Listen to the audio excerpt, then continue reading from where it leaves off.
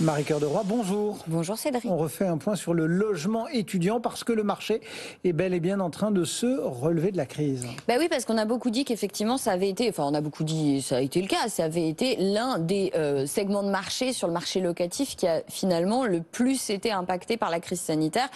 On sait pourquoi, hein, évidemment. Il y avait pas de, Il y avait plus d'étudiants. Il y avait plus d'étudiants, hein, c'est-à-dire qu'à un moment, soit ils restaient chez eux parce que les cours étaient en distanciel, donc ils avaient tout intérêt à rester chez papa et maman. Et puis il y avait beaucoup moins d'échanges aussi internationaux avec d'autres étudiants. Et puis il y avait moins de stages aussi de fait. Donc du coup, il y avait quand même beaucoup moins besoin de logements à la location pour les étudiants. Et ça a donné quand même une chute assez vertigineuse puisque c'est le site Logservice qui parlait avant l'été d'une baisse de la recherche de logements étudiants de l'ordre de 17%. C'était une baisse historique, hein, surtout à cette période-là. Sauf que depuis, évidemment, depuis l'été, tout est remonté.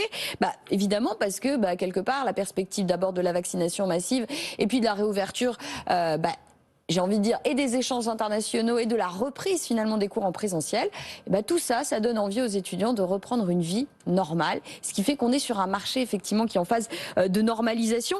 Alors il est en phase de normalisation, oui et non, parce que quand même ce marché de l'étudiant, ce marché de la location étudiante, elle tire des leçons de ce qu'on a vécu.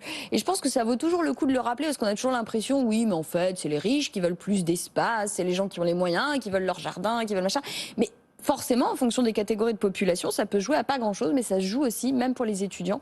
Et donc là encore, c'est Logservice qui a constaté qu'en fait, dans la typologie des biens recherchés par les étudiants, là aussi, ça avait évolué. Alors, c'est des petites évolutions, hein. On n'a pas des étudiants qui sont tous en train de passe pas de la visiter chambre de bonne au duplex. Voilà, exactement. Pour autant, certes, donc on a toujours le studio qui est quand même le bien majoritairement recherché par les étudiants, hein. En gros, c'est 55% des recherches. Pour autant, vous avez la part des 2 pièces qui a progressé de 3 points sur un an. On est quasiment à 20%, tout comme la part des colocations qui est à 20% elle aussi, comme les 2 pièces. Donc on voit bien quand même qu'il y a une modification de la recherche des étudiants.